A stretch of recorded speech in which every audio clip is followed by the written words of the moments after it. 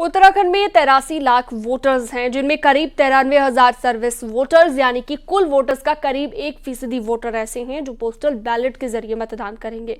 उत्तराखंड में ये 1% वोटर ही कई बार सियासत का रुख मोड़ चुके हैं। कैसे, आपको दिखाते हैं रिपोर्ट में।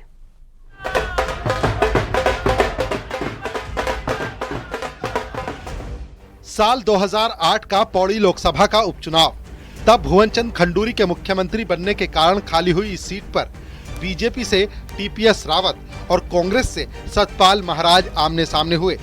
ईवीएम की गणना में सतपाल महाराज टीपीएस रावत से आगे निकल गए, लेकिन जैसे ही पोस्टल बैलेट की गणना हुई, बीजेपी के खाते में एक मुश्त 10,000 पोस्टल बैलेट आने से पूरी बाजी ही पलट गई और सतपाल महाराज चुनाव हार गए।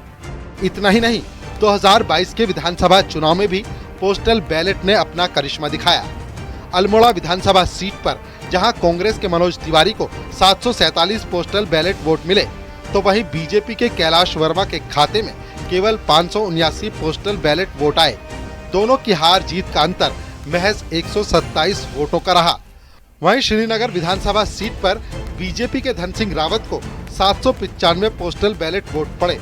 वहीं कांग्रेस के गणेश गोदियाल को 455 पोस्टल बैलेट वोट मिले।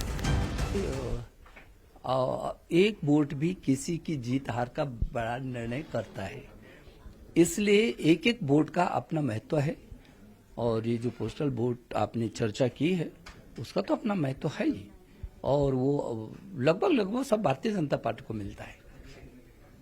तो विशेष तौर पे पोस्टल बैलेट का बहुत बड़ा महत्व इसलिए भी है कि सैन्य बलों में, आर्मी में, एयरफोर्स में, नेवी में, अर्धसैनिक बलों में बड़ी संख्या में उत्तराखंड के लोग सेवाएं दे रहे हैं और उनका पोस्टल बैलेट आता है। लगभग 1 लाख के करीब पोस्टल बैलेट है जो 5 लोकसभा सीटों पर प्रभाव डालता है।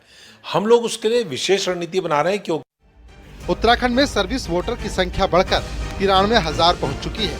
सबसे ज्यादा गढ़वाल लोकसभा सीट पर 35,000, अल्मोड़ा सीट पर 29,000, तो टिहरी सीट पर 13,000 सर्विस वोटर हैं।